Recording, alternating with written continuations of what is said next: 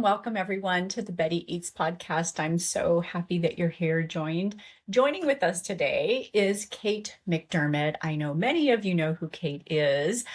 She is the author of Art of the Pie, and we are going to talk about all kinds of pie things today. As you know, Pie Day is coming up in March, and so, but we are also going to talk about lots of other things too. So welcome, Kate. I'm so excited to talk to you today.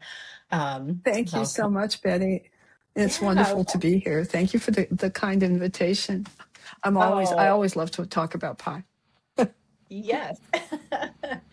Well, I would love to hear, well, actually, if you can introduce yourself just for maybe the two listeners that don't know who you are. Well, I am a home baker and a home baker that kind of got pulled into the food world, making pies. And I'm not going to say that I am an expert, because I'm a practitioner of a craft that I keep learning about. And I was pulled into the food world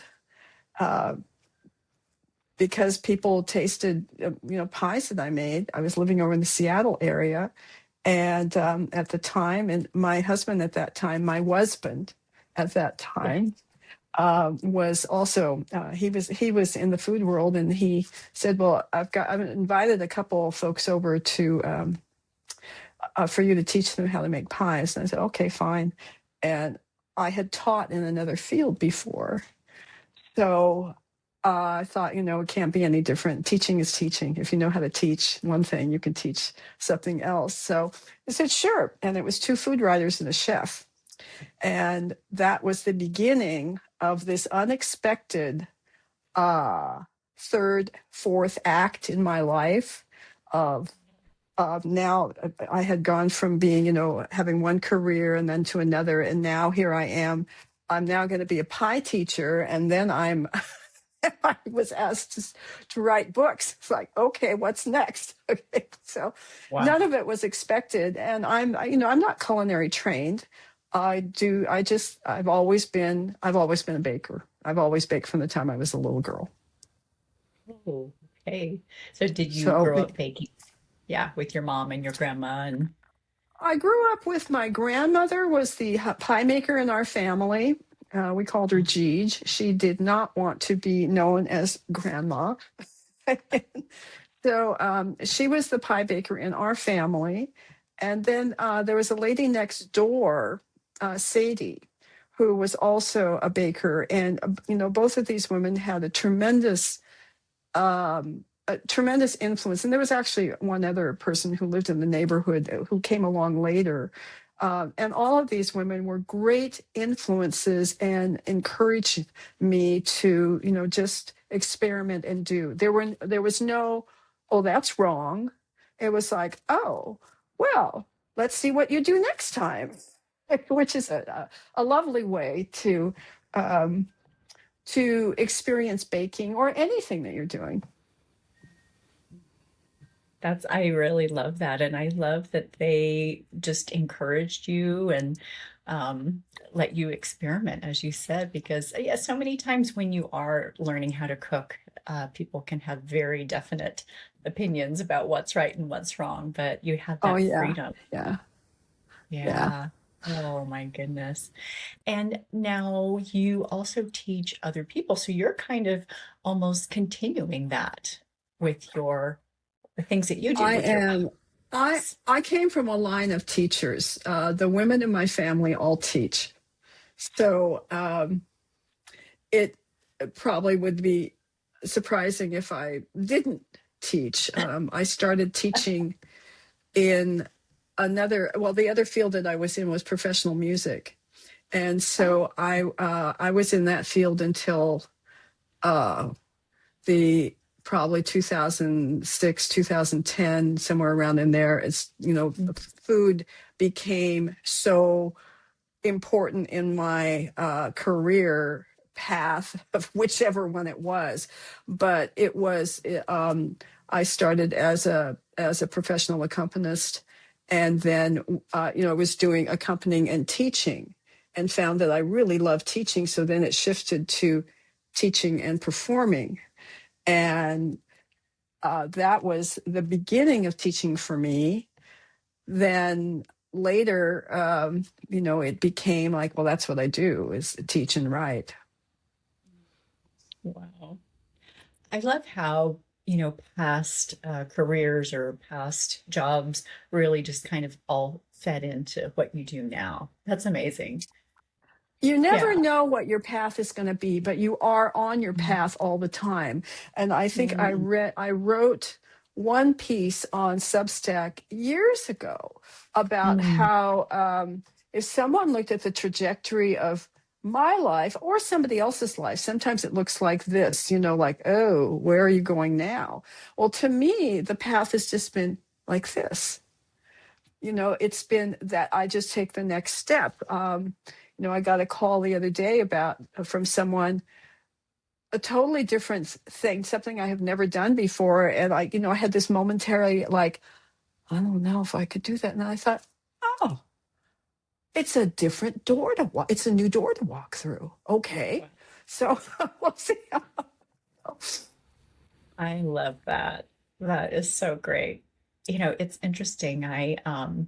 There's a lady in our community, and oh gosh, I would say she's probably in her 90s, but I had a conversation with her many years ago, and she has done, like you, so many different things. And, just as a younger woman, I was asking her, how did you manage to do all this? And she said, oh, I didn't do it all at the same time. It was just little stops along the way. And I was like, oh, I don't have to do it all at the same time. It was like this light bulb went off in my head. You don't. And then to just be open to whatever comes, I think is so Mm, important because mhm. uh, you can pigeonhole yourself very easily. Even Uh, with pie, like I bake a lot of other things than pie. I know I'm known for pies, but I cook and bake. And today, I uh, I made a beautiful batch of cocoa madeleines and was running around sharing those with people. And one of the things I love about food is that food is meant to be shared. oh, yes. And I bet your neighbors love you. I have some very good relationships with my neighbors. Yes. It's like, oh, here she comes. Yeah. Oh, that's wonderful. Now, so you talked a little bit about teaching and your pie camps. How did you get started with pie camp? Like, how did you even come up with that idea? Well, the day classes that I taught for years, I started teaching Mhm. that first class that I mentioned. That was in Mhm. 2008. And Mm. at the end of that class, which really was, it was just like, come over to my kitchen and I'll show you what I do. Um, these folks said, we had so much fun. You made this so easy. We feel like we could go out and make any seasonal fruit pie after this class, and you really should be teaching this. So Wow. I said, okay. And so I found an app on my computer. At that time, it was called iWeb. And I made this website in a short period of time and figured out how to load it up and picked a name for my business, which was Art of the Pie. And I started teaching classes, and people started coming, and the press just like started coming. It was not something that I sought out. It just happened organically. And then after teaching for, how many ever years, people were saying, well, we want more. what else? What else? We want more pie. What can, more? So I came up with this idea of doing pie camp, which is a multi-day experience. It's a multi-day residential experience, and I did those for years. And then in the middle of all of that, then you get these crazy, crazy. It's just crazy opportunities of what's going to be next, and then the books were the next thing that happened, and plus I was running the classes at the same time and the camps at the same time. Yeah. So it was not planned. It was because there was somebody said, I would like more, and I thought, what can I do? That is so interesting. And I love that that was kind of driven by, like you said, organic interest and not something that you were like, Yeah. let me go viral. But it was at people were honestly organically interested in that. So I love that. And quite honestly, I felt like there was some sort of call from Pi with a capital P saying, you're a good teacher. And we want Pi, if Pi has a persona and it says, I want Yeah, you to go out and spread the word. And so, okay, that sounds good. And what's, making a living as a pie teacher, is pretty cool. I've never sold a pie in my life, and I never will. I'll give them away, but I've never sold one. And at this wow. point, I've taught over 7,000 people. Oh my goodness. Yeah, Oh that's my goodness. pretty amazing. And then I think like Well, that's those 7,000 people. And at the end of the classes, I always say, my goal, or actually at the beginning, is my goal is to pour as much as I can into you, and that then mm, you will practice some and then teach someone else to pass the craft along. So if you think that's 7,000, how many people have been impacted by those initial people who came to my kitchen and said, that's right. teach us how to make pie? And I said, okay. Yeah, that's right. And you know what I think is so interesting too is that um, it just seems like there's been a shift where people were buying pre-made pie crusts and pre-canned filling, et cetera. And I'm not judging that, but I think that people are at a point where they want to know how to do that, especially pie crust. It's very daunting to people. And so I love that, you have brought this back and now people can turn around and teach their own kids. Um, Exactly. Well, so I, thank you for that. Um, that's great. well, I'm going to be the one who's going to say it's not hard, really. It is not hard. I think pie, and especially pie crust, gets a bad rap of people saying, Hmm, oh, it's really hard. It's really hard. Well, you can make anything hard. And I truly believe that what you believe is what you'll receive. So if yeah. you say, uh, pie is easy, and I'm learning about how to do this, and there's many ways to do it, you find the one that works for you.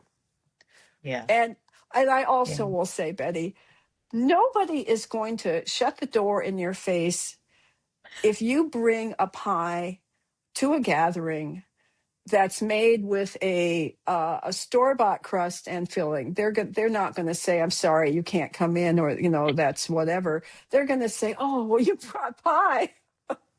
Ooh, yeah.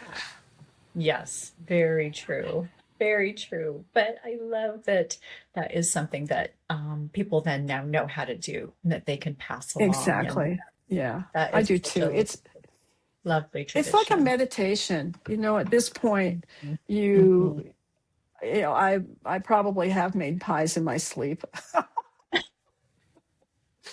Or sometimes it feels like it, because if I've got X, Y, and Z to do, and I have to make a pie, or not have to, but I will be making a pie also, and it's late at night or whatever, or early in the morning. It's just like, I can do it. That's so great. Oh my goodness. Well, just off the top of your head, pie crust. Like once I learned to make pie crust, I kind of became, I don't want to say a pie crust snob, but I a lot of times I won't eat crust. Like if I were at a restaurant and it's sad, I just will eat the innards and leave the crust because I love a flaky crust. What are, just off the top of your head, what are some like key secrets to a good crust? I'm sure Well, you yeah, have your. I think that the biggest one is to keep everything chilled, especially Mm, yourself. Um, and I say that both jokingly, but also seriously. Um, mhm. Chilling, you want to keep your ingredients chilled. You want to keep your hands chilled. You want to think about your environment. If you live in a hot environment, um, you know, make turn on the air conditioning, turn it down. If your hands are hot, hold ice cubes or put them in an ice water bath or something. If you and if or you can do frozen butter and grate it or make it in a food processor. All these things are important, but also not to get worked up about it. Just keep yourself chilled too. So I I love think that. that's a big important one. Also is using really good ingredients. So for a filling, I'll use what I call pie worthy fruit. I'm sorry, there's the sun here in Washington today. It's like I feel like I Oh, should have a sun hat on or sunglasses on. I don't see that this often. I'm not don't know what to do. Um, so having ingredients, fruit that is pie worthy, and by that I mean that it has flavor. And mhm. having that is the first important ingredient in a fruit filled pie. If it has no flavor, don't waste your money on it.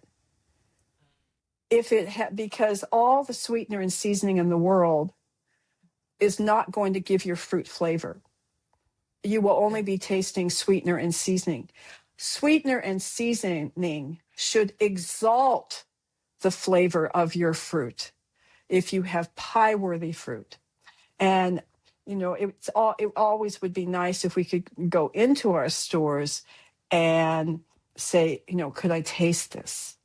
And we can do that at farmers markets many times. Yes, true. I Yes. love following the little kids around at farmers markets, or seeing, which stall has the line and what are the kids, are they going back for, 5 and 6 samples? That's fruit I'm interested in. If they're eating it and like spitting it out, that's also fruit I'm interested in, but for a different reason. That's fruit I don't want.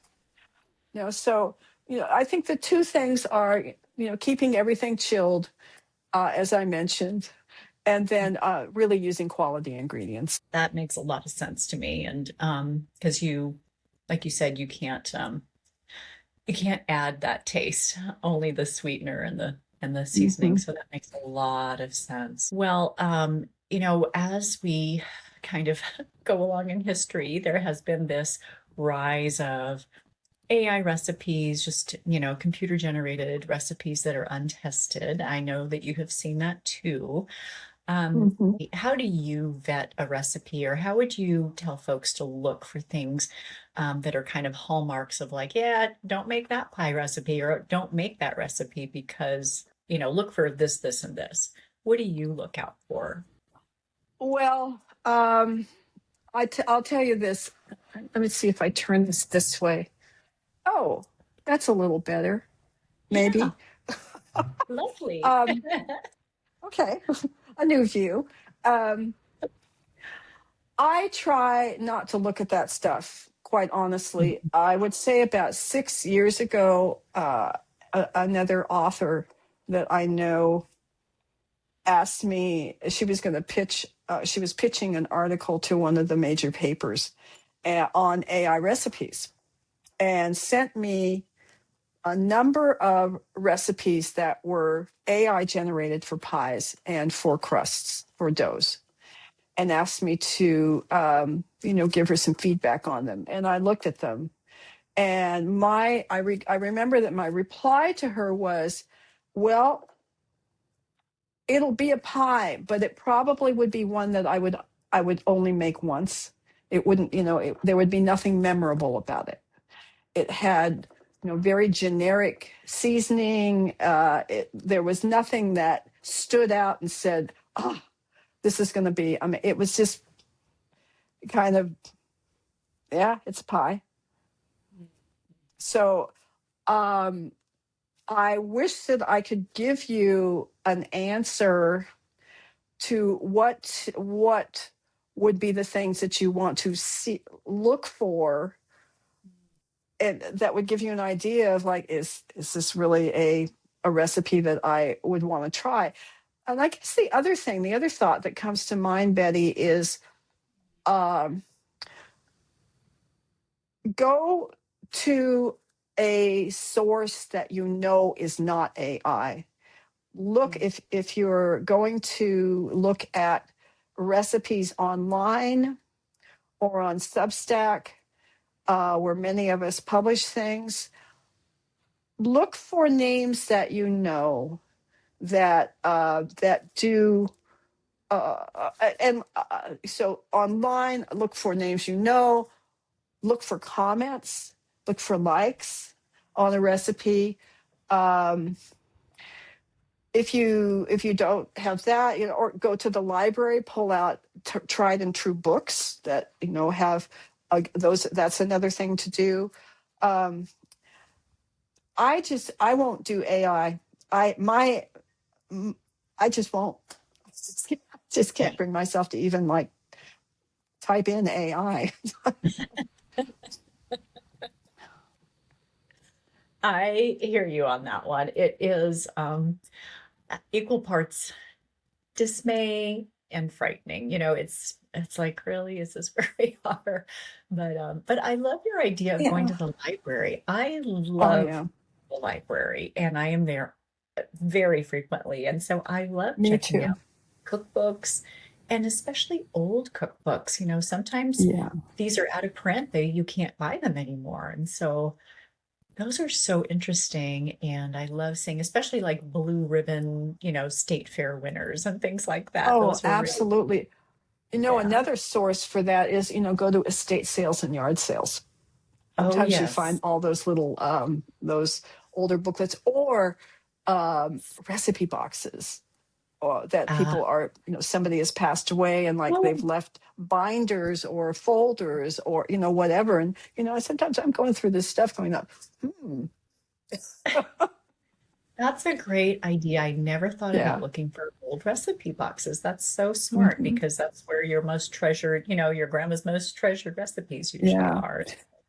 And also, Yeah. when you're looking at used books, or new to you books that have been owned by someone else, Hmm. um, look at the pages that are spattered.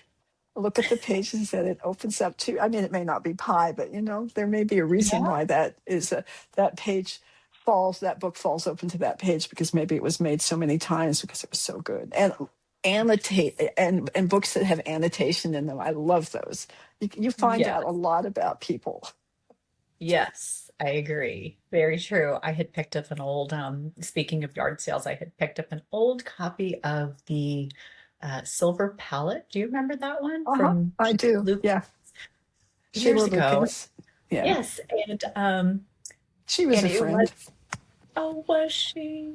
Oh, I love that. Yeah, That is such a great cookbook. I love so many things in it it. And it was is. interesting to see the person who owned it before had written little notes of, like, really good. Just little things like that. I was like, oh, Yeah. this person liked this. I should make it. Yeah. Yeah.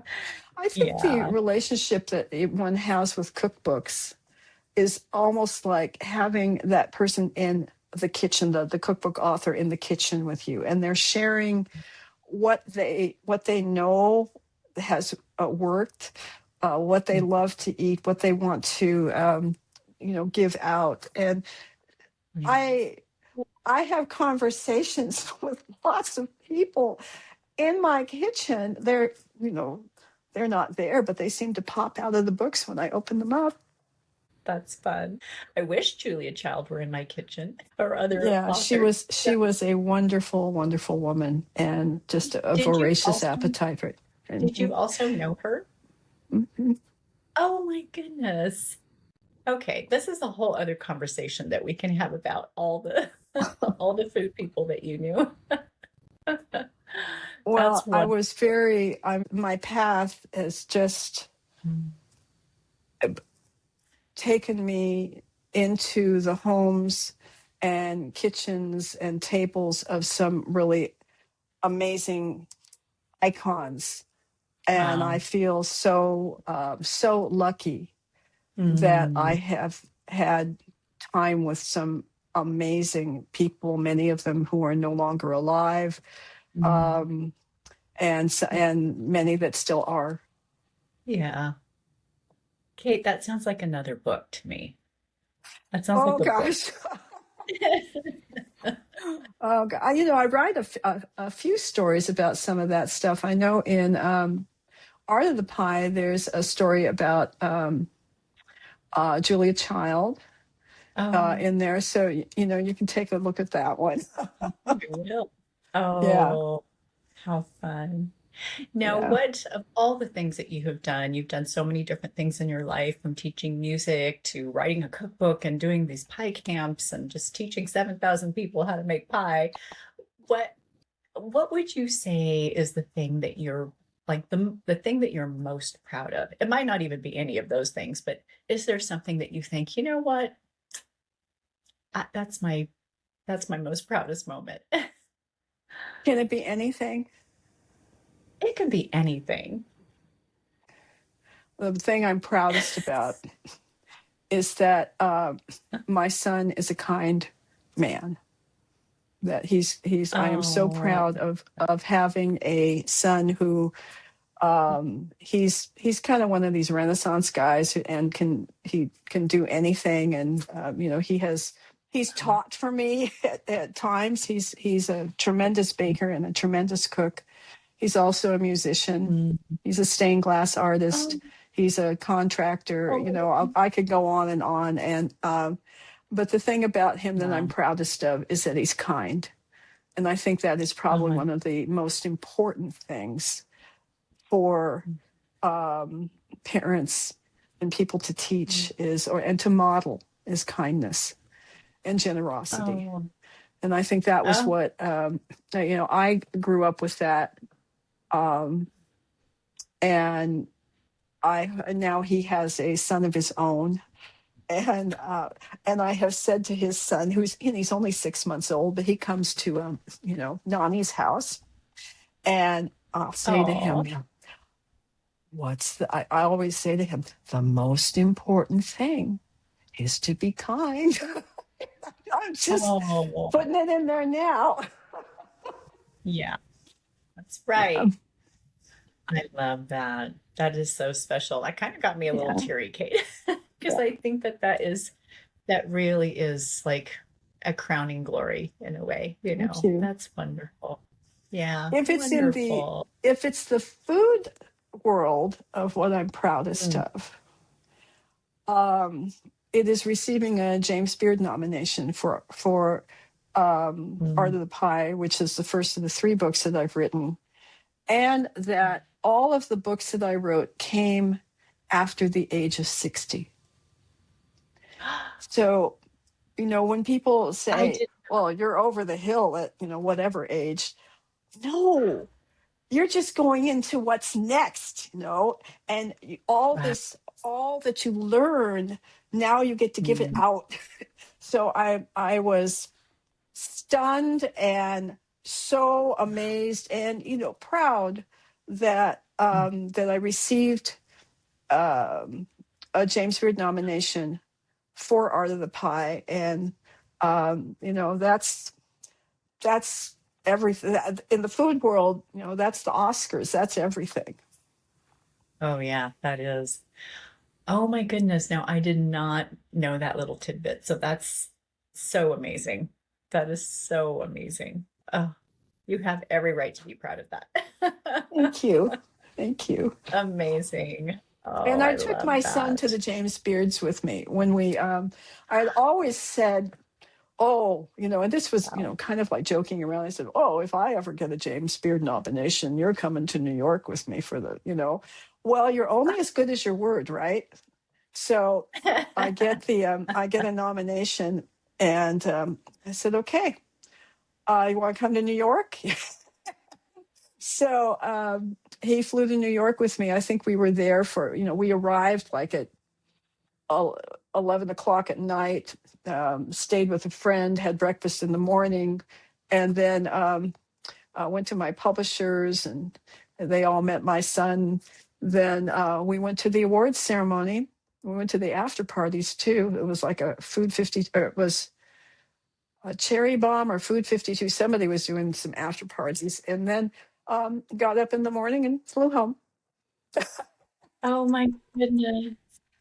That's a So much fun. whirlwind right there. It was. It's kind of Wow. like the thing that you think when you hear people say, "Oh, I flew overnight to go do this," and then I flew home the next day. It's like I did that. It was fun. Oh my goodness. How special though too that your son got to enjoy that with you. Oh That's so yeah, wonderful. yeah, yeah. It Oh, was great. yeah. That is great. Well, in terms of pie, I know we talked a little bit about a tried and true recipe that you might want to share with listeners. Do you want us to tell us a little bit about that one? I would love to. The pie that I'd like to share with listeners is one that it is an art of the pie, but it's also on my Substack newsletter in the recipe part. And it's the quintessential apple pie. Oh, It's the pie that I worked on for years, along with the crust, the dough, because I wanted to get it to a point where it just was like, this is it. This is the apple pie. And what I find with this particular recipe, like there's four things that go into a seasonal fruit filling. And this is true for whether it's peaches or apples or berries or rhubarb, whatever, is it's fruit, sweetener, seasoning, and thickener. Now, of course, that there are uh, so many variations in each one of those. Each sugar can have a muscovado sugar will taste different than the granulated sugar, et cetera. And, whatever seasonings you want to put in there, this is all, up to you. But this particular recipe, um, it has been featured in so many books and so many magazines and so many newspapers. And I mm, still get people saying this is the best apple pie I've ever had. One of the things that I love to do in this pie, um, two things that kind of make it really special. When I was working on it, and work is that's subjective, it's when I was playing with when I was playing around developing this recipe, one day I didn't have any lemon to squeeze lemon juice in there because you need a little acid sugar balance in your fillings. So I think there was snow outside and I didn't want to go out in the store. So I looked on my shelf and I had an artisan apple cider vinegar. And I thought, apples to apples. So I put in some of that and I've never turned back. oh It wow. it was it just really kicked it. And then the other thing is to put an apple liqueur in with it. So Oh, many times I'll put like a little whoops of Calvados, or something, whatever you like in there. But Calvados, which is like an Applejack, a French Applejack, is probably my favorite to put in there. So yeah, that's that's some other seasonings and things that I do put in, and all the brown spices I put in to a certain yeah. degree. And yeah, yeah. And then also when I'm making, this is kind of goes to any fruit filling. I'll put Mm, these things in, but I hold back on the sugar because I mm, want to mix things together and then take a taste. okay. So then I can adjust to what I like. When I get to the point where it's like, I want a second taste, I know I'm there. Okay. Oh, that's very smart. That's so interesting that you say that because you just never know like how sweet a, whatever it is, apples or cherries or whatever, because Right. they do vary in sweetness throughout the Oh, season. totally. So, And the same thing with thickeners. There was one okay. time a rhubarb, I was like a rhubarb farmer that I knew.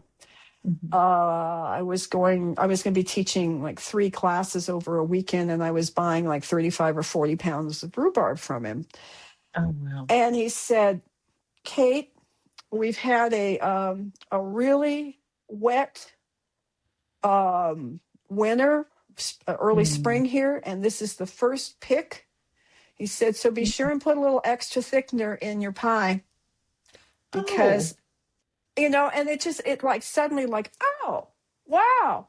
I need to also be, if I'm buying local, have the Mm. relationship with my farmer who can share that information with me that I Okay. wouldn't have thought about, and Yeah. also can say, Kate, yeah, the peaches are good this week, but they're going to be really, really sweet next week, and I'll save you a case.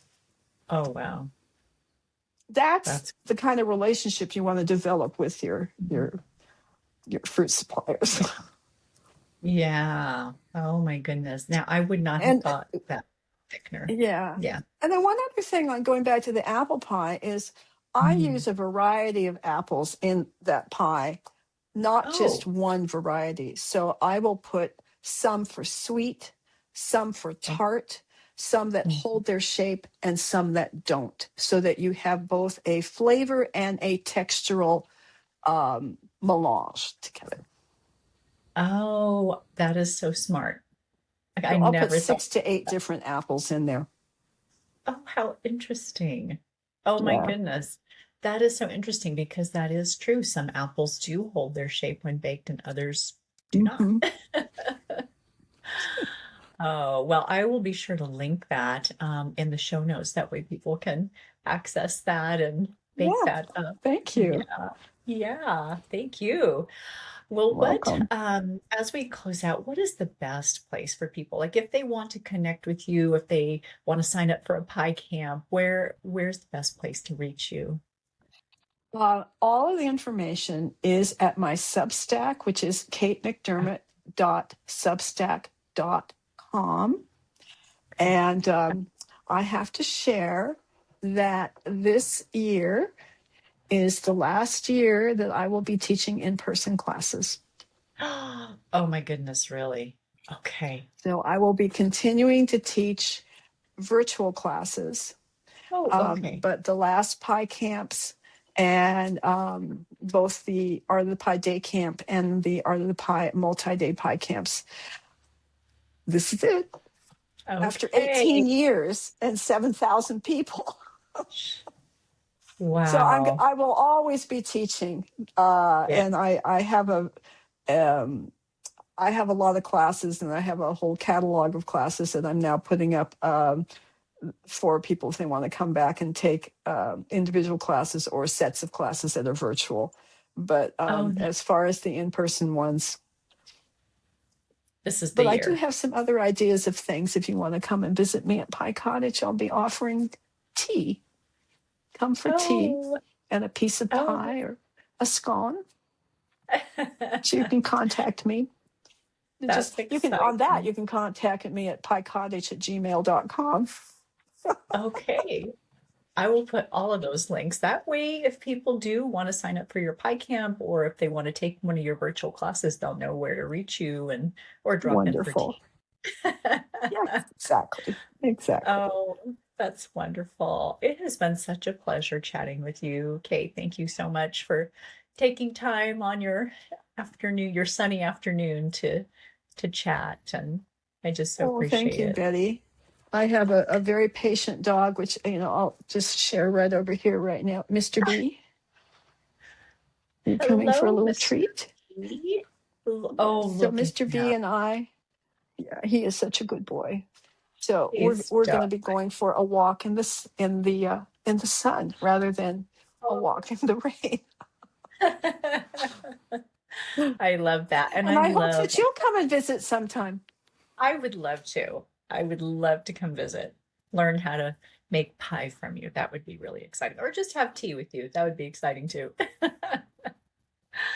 Well, Okay. thank you again. All right. Well, thank you so much. Be happy. Make pie.